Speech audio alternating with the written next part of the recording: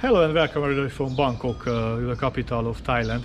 We will visit now the Grand Royal Palace, which is the main sightseeing attraction of Bangkok. It is very beautiful, and it was the residence of the Thai king between 1782 and 1925, and even now royal ceremonies are held here. Constructions of the palace began on the 6th May of 1782. It was ordered by the king Puttayota Chulalok, more known under the name of King Rama I. He was also the founder of the Chakri dynasty, and he moved the capital from Thonburi to Bangkok. That was the reason to construct this palace.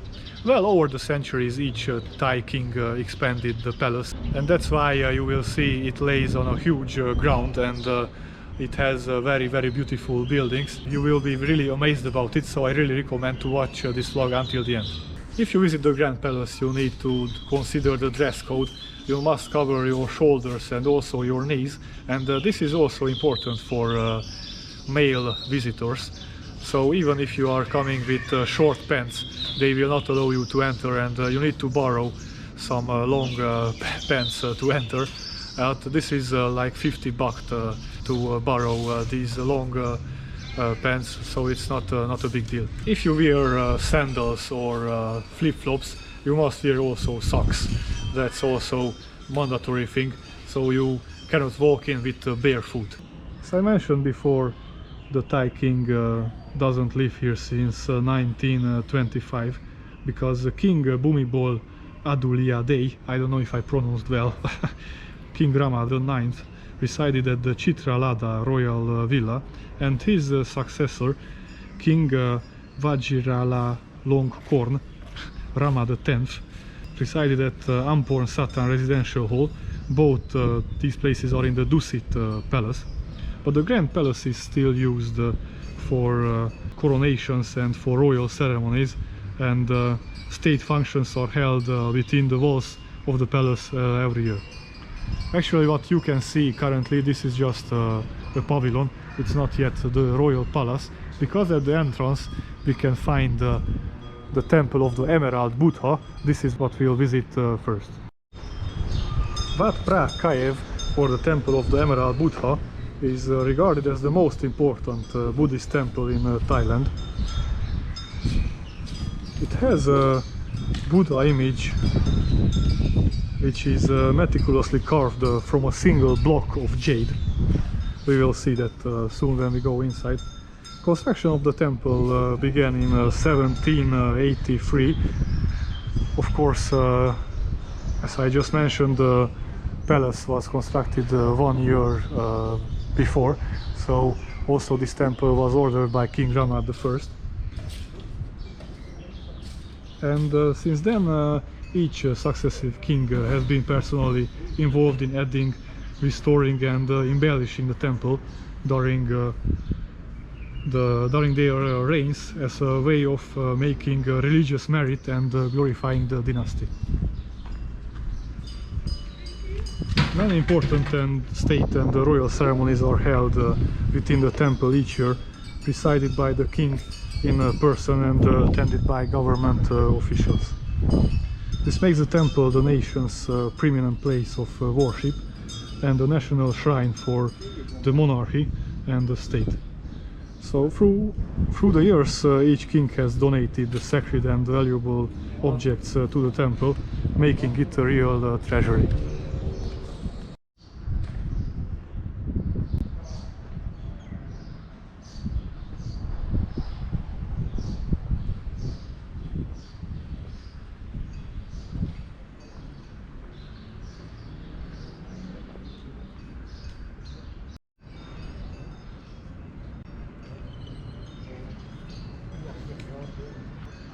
This is a really huge stupa.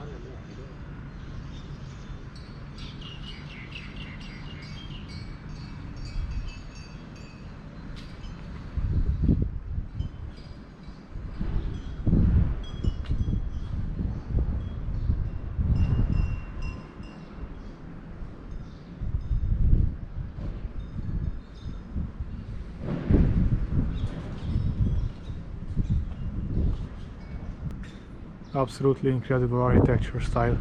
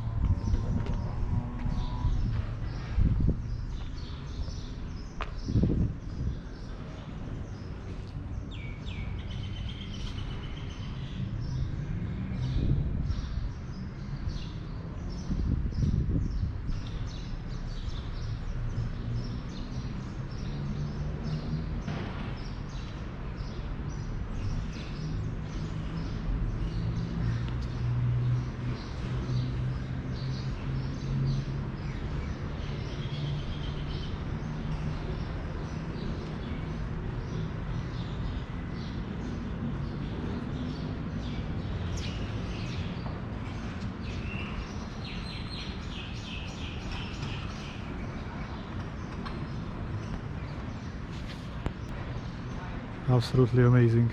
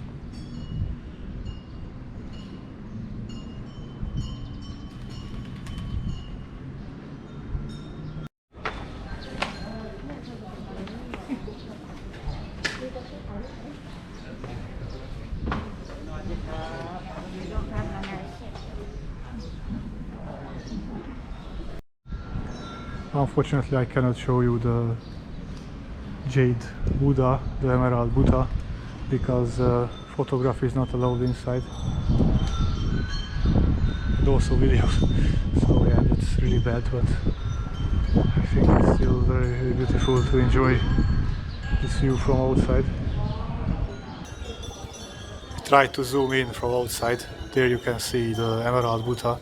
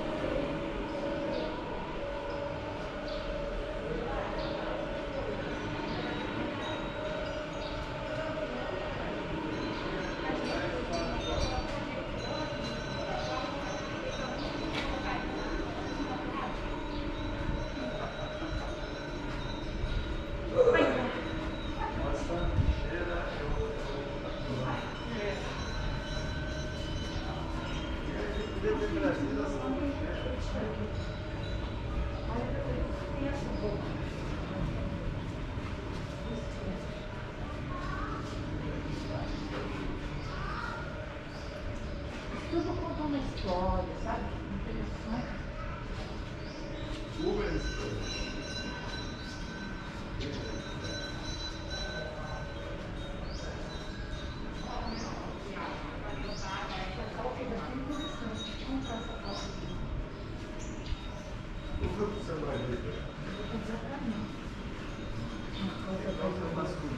After we left the area of the Emerald Buddha,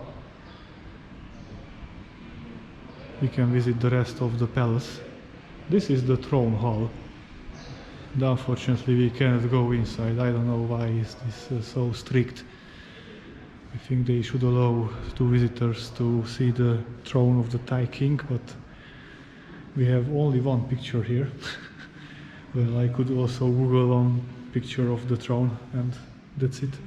I wanted to see it personally, but well, what to do? If it's not possible, then it's not possible.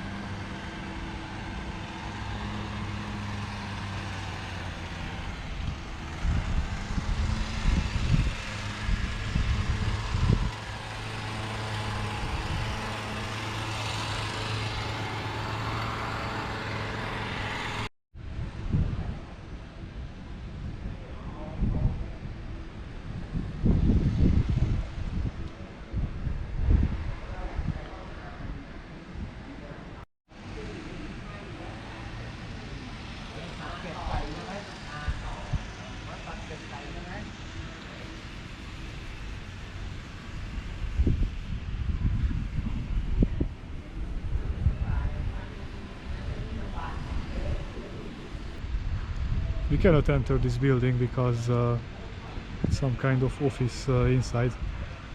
Still, some buildings of the palace are used by the Kingdom of Thailand and by the government. It is very interesting that the palace also has an inner court and it is still closed. This is the place where the king's royal consorts and daughters were living, and it was like a small city entirely populated by women and boys under the age of puberty. So even though now currently no royalty living here in the palace, the inner court is still closed. I'm really curious about it. How does it look like, and well, why do they still keep it closed?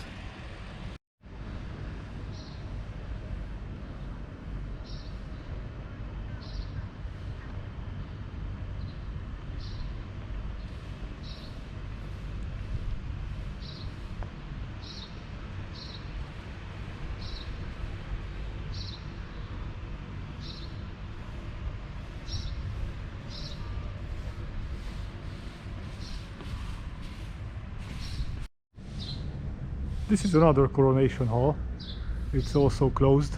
You can admire it only from the outside, but there we can see a small throne outside. It's very interesting. It looks like a pavilion from which the king was holding a speech, but I'm just guessing. I don't know.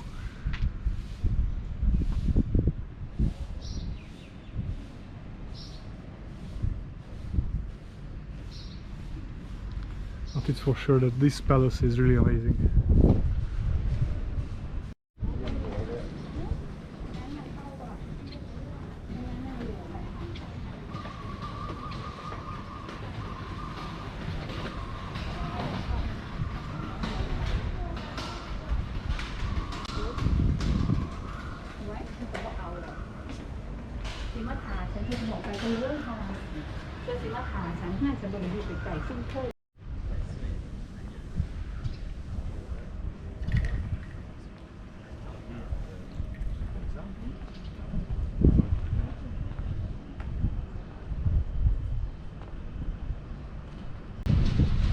As you can see, rather than being a single structure, the Grand Palace is made up of numerous buildings, halls, pavilions, open lawns, gardens, courtyards.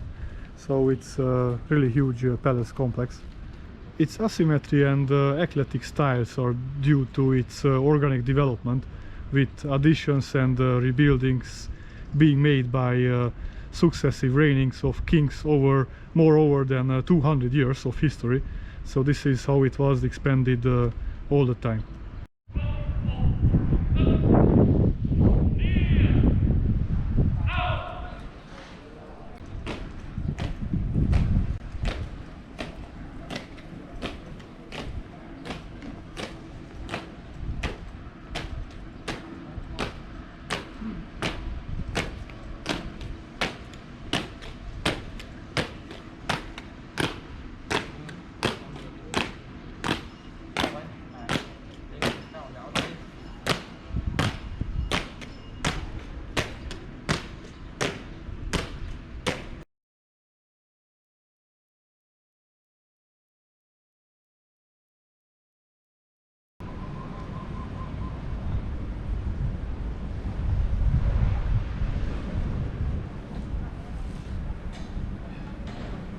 So this was the vlog about the palace of the Thai king. I hope that you enjoyed it, and if that's so, please subscribe to my channel.